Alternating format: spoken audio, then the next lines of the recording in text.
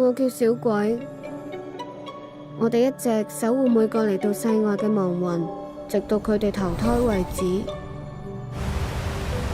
我同我細佬失散咗啊！你可唔可以幫我搵下？細佬，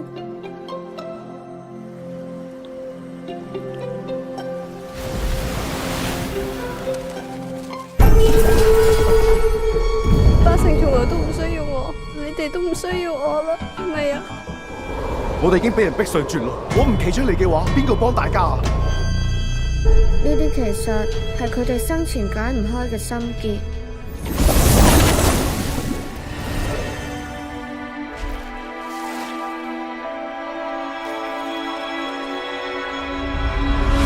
小鬼，你仲未明？